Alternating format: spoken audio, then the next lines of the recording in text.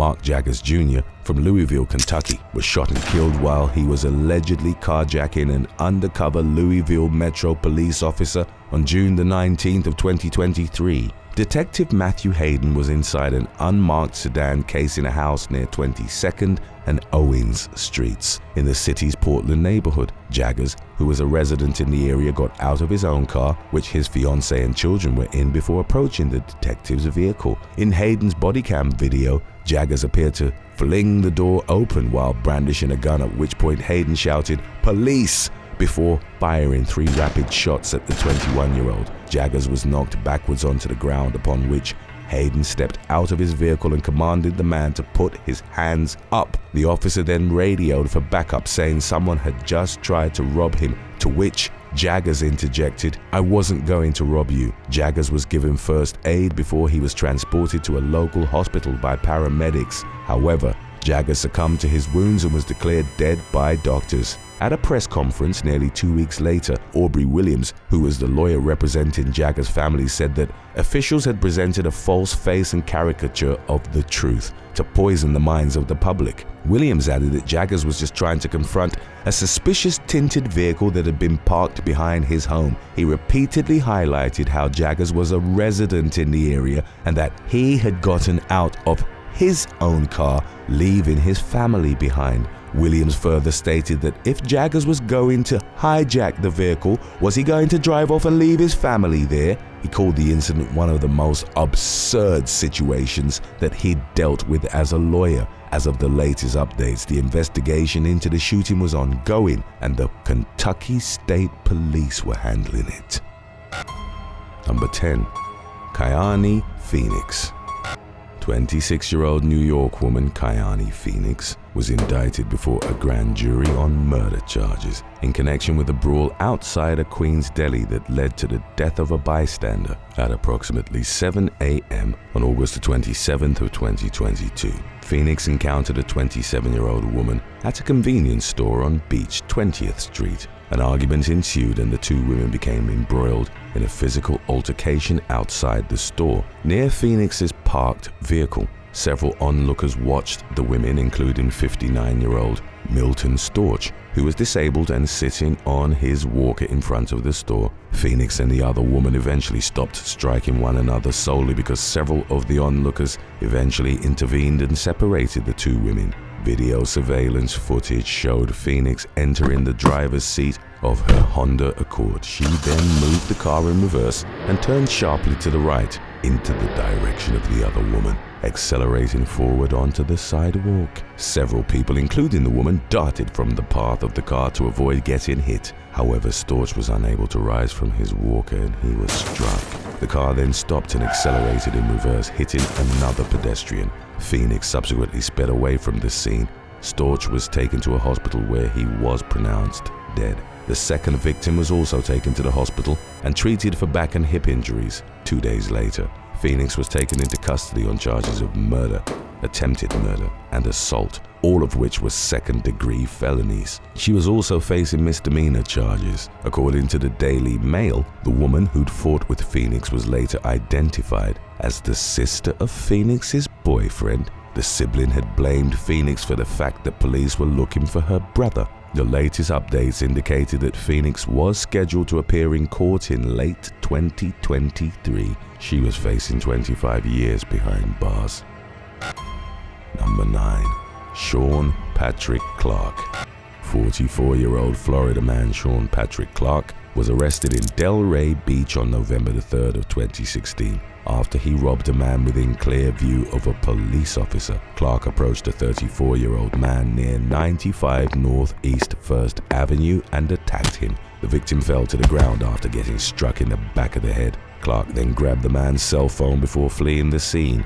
A Delray Beach police officer who was on patrol in an unmarked car saw the attack unfold and immediately responded. While Clark was attempting to abscond, he tripped over a curb 2 blocks from where he robbed the victim. He dropped 2 heroin packets as well as a crack pipe.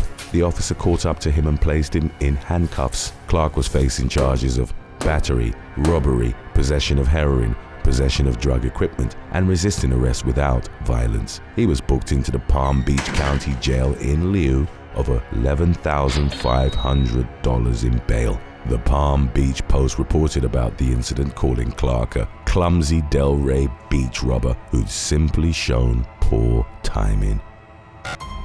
Number 8. Manuel Landestoy.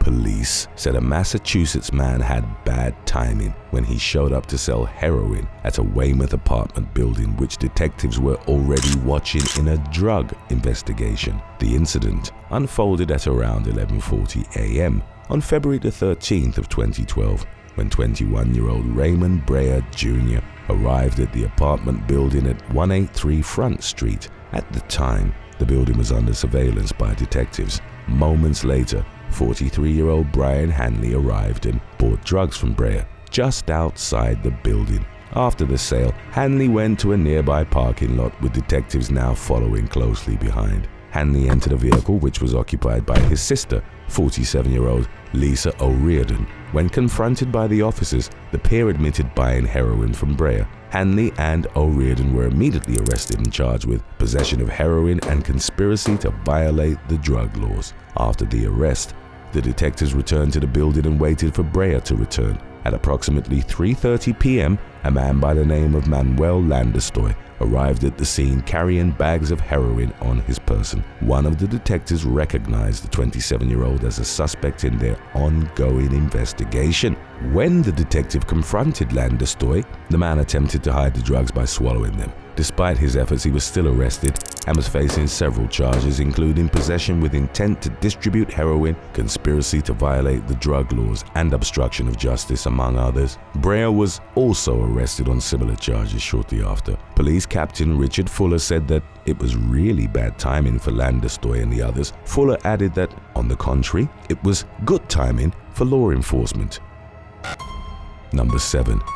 Ronda Kegelski and Paula OConnor. 48-year-old Wisconsin man Richard Wendell Sotka was arrested for murdering his girlfriend after walking in on her being intimate with another woman in the early hours of January the 29th of 2023. Shortly after 11 a.m. on the day in question, Sotka's girlfriend, 58-year-old Ronda Kegelski, and Kegelski's lover were found lifeless at Kegelski's Green Bay duplex on LK Lane. An individual who knew the victims told investigators that Sotka had been dating Kegelski, making him a person of interest. Detectives eventually tracked the man through an electronic monitoring device he'd been wearing in connection with another case. GPS location records placed Sotka at Kegelski's home at the same hour investigators believed the women were killed. The ankle monitor's last location was off Interstate 41, where detectives found it in a ditch. After losing him on the tracker, police used an onboard data system in Sotka's vehicle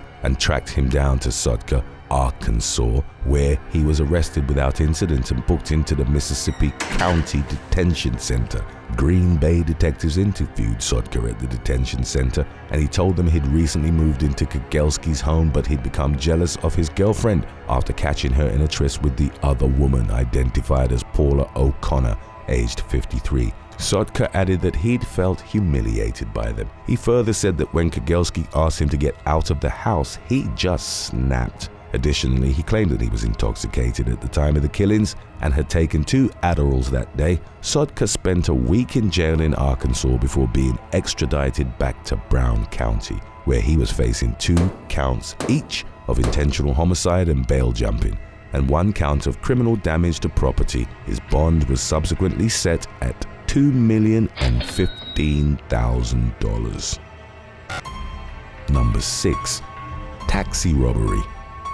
On March the 7th of 2016, a Pennsylvania man attempted to rob taxi driver Ralph Baeta, but was thwarted by a sheriff's deputy who happened to be nearby. A glimpse of the incident, which took place at the intersection of Buttonwood and North 10th Streets in Reading, was caught on the cab's dashcam. In the video, the passenger could be seen sitting at the back of the taxi, wearing a mask and gloves. He then pointed a gun at the driver as the car stopped. "Give me all your money, man." The gunman yelled at Baeta as he brandished the gun, threatening to shoot him. Baeta handed over his money as well as his wallet. Moments later, Berks County Sheriff's Deputy Terry Eli, who was behind the taxi in his cruiser, turned on his flashing lights and went out of his vehicle to investigate. Eli approached the taxi and heard the cab driver pleading with the gunman. He then drew his gun and ordered the suspects out of the car. "Oh my God, you're a lifesaver!" exclaimed Valletta. After placing the man under arrest, Eli determined that the robber's weapon was a pellet gun.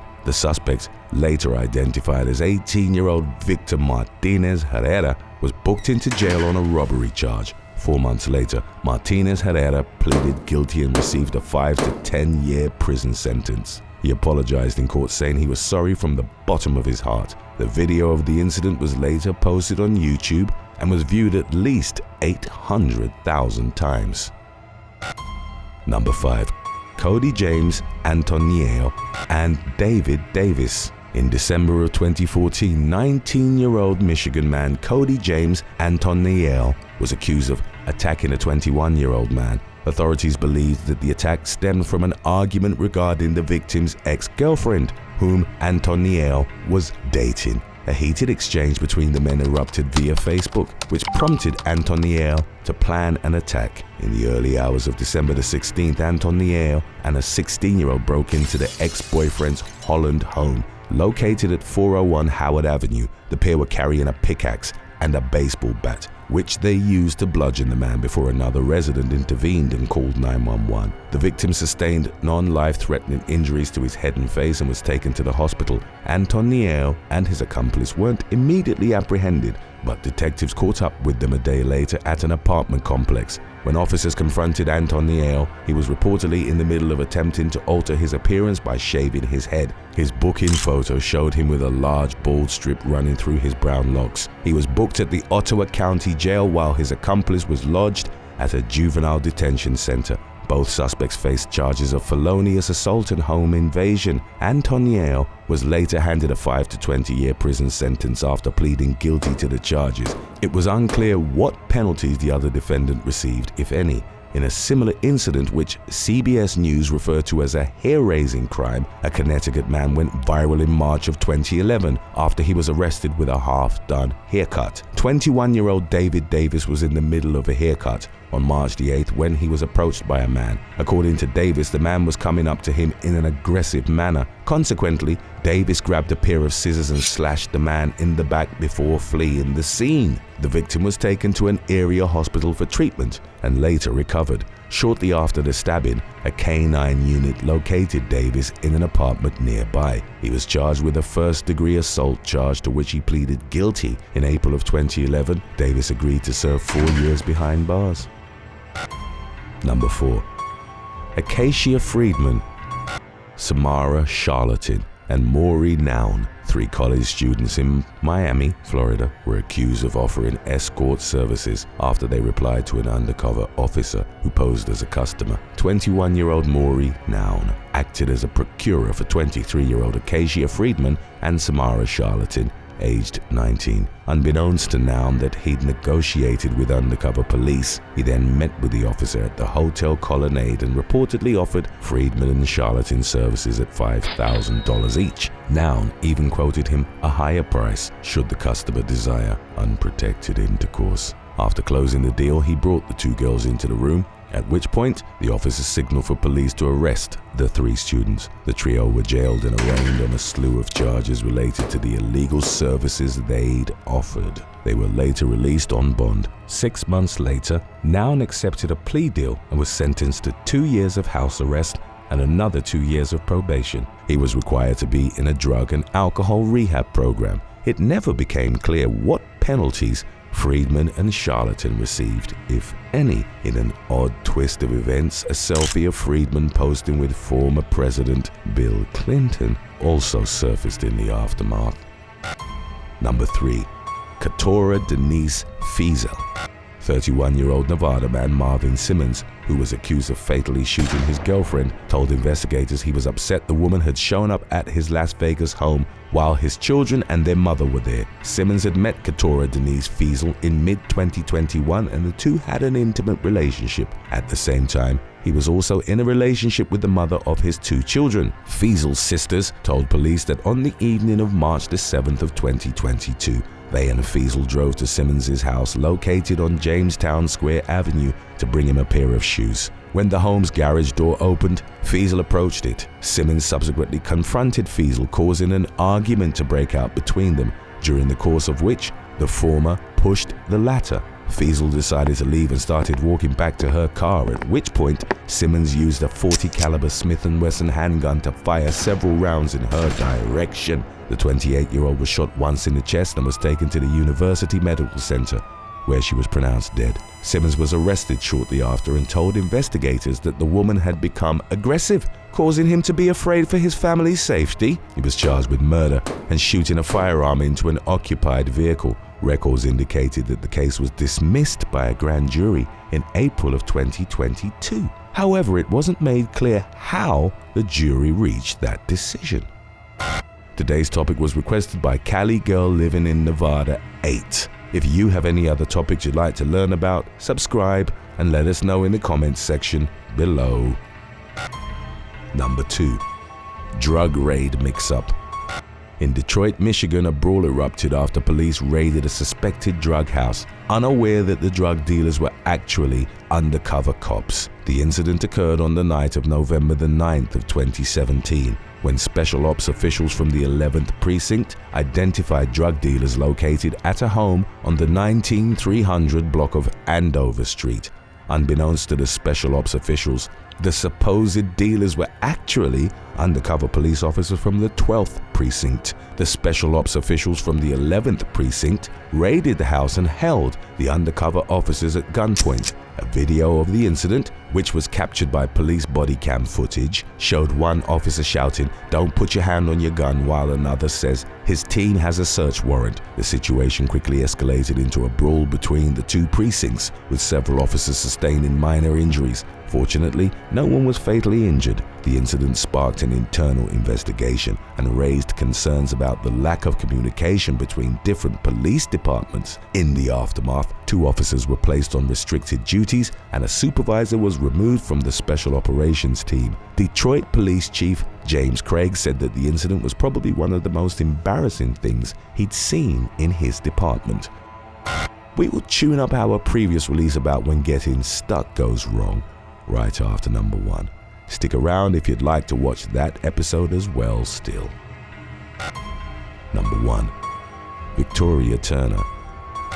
After a Nevada woman allegedly solicited undercover police for intercourse in September of 2022, the officer discovered that she was wanted in connection with DUI charges in Las Vegas. Victoria Turner was accused of running a stop sign and colliding with another car at an intersection in March of 2021. Police said she was impaired at the time, noting that she had slurred speech. Charges were later filed after a victim of the crash reported having suffered injuries, but Turner wasn't immediately arrested. On September the 24th of 2022, Turner and another woman approached a man at a Las Vegas casino. Unbeknownst to the pair, the man was working in his undercover capacity. The officer said the conversation quickly turned erotic in nature as the women offered their services. He asked how much it was going to cost him, to which both women replied that he'd have to wait until they got to the room. At that point, the officer placed the women under arrest and put them in cuffs. Shortly after, Turner managed to slip out of her handcuffs. While the officer tried to restrain the 31-year-old once more, she resisted. After a brief struggle, she was restrained and later booked into the Clark County Detention Center. Officers later determined that Turner had a previous drunk driving conviction and 4 warrants out for her arrest, including the one for DUI resulted in substantial bodily harm. She was eventually released but arrested again on November the 16th of 2023 for violating the conditions of her probation and will most likely have to await her sentencing in prison. Number 11. Sydney Thoreau. While vacationing in Florida in March of 2021, Sydney Thoreau from Maryland found herself without a key to her room. She was staying at the Pelican RV Resort and, after presumably having lost her key, attempted to get into her room by climbing through a window. Unfortunately, she got stuck going through the window and died from asphyxiation. She was found at 7:30 the next morning and pronounced dead at the scene. No foul play was suspected, and Thoreau's mum said she died doing one of the things she did best, enjoying life. Number 10. Mickey O'Shea. Mum of 3, Charmaine Mickey O'Shea, was living in Australia's Gold Coast when she got stuck digging around inside a charity bin in 2021. She was discovered at 7 a.m. on Easter Monday by someone else intending to donate clothing. Emergency services were called immediately, but O'Shea was pronounced dead upon their arrival. It remained unclear to family and authorities alike what she had been trying to retrieve. O'Shea was killed when her neck and head were caught under the bin's heavy lid. Police classified her death as a result of misadventure and found no evidence of foul play. Number 9. Ella Sinki. In April of 2014, 16-year-old student Ella Sinki from the UK dropped her iPhone while walking her dog. After talking with a friend, she intended to put her phone back in her pocket, but instead it bounced out and went down a dark drain. Determined not to lose her brand new 2-week-old iPhone, she attempted to climb in the drain, feet first. Sinki couldn't fit through the hole, but once she passed her hips, she wasn't strong enough to pull herself out. Her mother came to her rescue and called the emergency services. First responders arrived at the scene and easily maneuvered her out within 10 minutes. Sinki thought her mother had been dramatic and laughed it all off, but she did run straight home to bathe. Her mother eventually found the humor in it and said that she'd never let her daughter live it down, as they'd be laughing about the incident at her birthdays and wedding. The phone was retrieved but completely ruined. Number 8. OConnor. OConnor was discovered trying to enter a house in the town of Dunleer, Ireland, in January of 2015. Kayani wasn't breaking the law, as it was the home of a friend he often hung out with, whom he decided to visit. Upon realizing that the sliding door was locked, Kayani tried lifting it off its tracks. After getting his body partially through, the door slingshot back and violently slammed his head against the frame. He remained in that position for the rest of the night, until his friend awoke and found him. His friend attempted CPR, but Kayani was unfortunately already dead. A post-mortem analysis reported he died of asphyxiation after the door hit his neck and cut off his air supply. Tributes came flowing in for the local man after reports of his tragic death were made public. Number 7. John Doe. An unusual case was reported in Barcelona, Spain, in May of 2021, when a 39-year-old man was discovered inside the decorative statue of a stegosaurus. A young boy and his father were checking out the papier-mâché dinosaur when they smelt a strong, foul odor. The man then noticed a slit in one of the back legs of the dinosaur and peered inside, only to see the outline of a body hanging upside down. When the victim was extracted, a phone was found at the bottom of one of the back of the legs, underneath his upturned body. Authorities suspect he'd gotten stuck trying to get it back after dropping it inside. Based on the condition of the victim's body and judging by the time his family had reported him missing, police estimate he had been trapped inside the art piece for 1 to 2 days. Number 6. Ryan Keli. Shortly after 12:15 on the night of August the 17th of 2020, a police officer on patrol heard muffled screams coming from the outdoor water park of the El Dorado Aquatic Fitness Center in Arizona. The cries were hard to locate, as they seemingly projected over the entire park. It took the officer over an hour to discover that the cause was a voice coming from inside a hollow steel pipe used to support the water slide. Rescuers stayed in muffled contact with the person inside until they fell silent at around 2 a.m. It took them another 5 hours to dismantle the water slide and retrieve the body. The victim was identified as 31-year-old Ryan Keli, whom the police wrongly reported as homeless. Keli's family was targeted by a number of internet trolls whilst they awaited answers from the police. It's unclear why the man had gotten into the pipe or why he was in the park at night in the first place.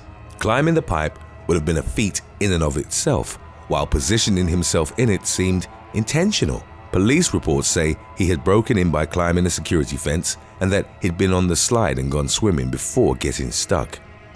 Number 5. Stephen Winfrey. On New Year's Day 2015, Stephen Winfrey set out to hunt some rabbits in Squirrel Wood Scout Camp near Doncaster, England. Having partaken in the hobby from a young age, it was a routine activity for the 50-year-old, who also brought along ferrets and his dog to help. His family became concerned after he'd skipped lunch with them, and they contacted the police the next day. A park visitor found his body shortly afterwards sticking out of a rabbit hole at a 45-degree angle with his dog still tied up next to him. He was wedged right into the hole with only his legs, torso, and a single hand visibly hanging out. He'd tried to scratch and drag his way out as best as he could, but unfortunately, he ran out of air before he could free himself. An exact time of death couldn't be determined, and the tragic case was put down as a misadventure. Number 4. Victoria Strauss. Ohio State graduate Victoria Strauss got stuck in her car while trying to leave a parking garage in January of 2018. Driving out towards the pay parking kiosk to leave, Strauss dropped her card out her window and cracked her car door open to retrieve it. While bending down, she appeared to accidentally press on the accelerator, trapping her head between the car door and its frame. A security guard found her in the morning and she was pronounced dead at the scene when police arrived at around 5:40 a.m. Security footage showed she'd entered the garage at 11:37 p.m. the night before, and that the incident occurred soon after. A biopsy revealed blunt force trauma as the main cause of death, and that although she had no drugs in her system, her blood alcohol level was 0.221%, significantly higher than the legal limit of 0.08. Number 3. Mildred Bowman and Alice Wardle. Sisters Mildred Bowman and Alice Wardle took a vacation to Benidorm, Spain in July of 2005. The elderly pair were staying at the Levant Club Apartments and shared a room with 2 single Murphy beds attached to a large wooden unit on the wall. One night as they were sleeping, the heavy frame detached from the wall and landed on the sisters, crushing them. They died of asphyxiation, but cuts and bruises on their fingers and hands suggested they both spent hours desperately trying to escape. Their disappearance was noticed quickly when they failed to meet up with relatives on the day after their arrival. The family frantically searched for them for 5 days until resort staff unlocked the room to clean it. A coroner determined they'd most likely been trapped for 3 to 4 days before dying.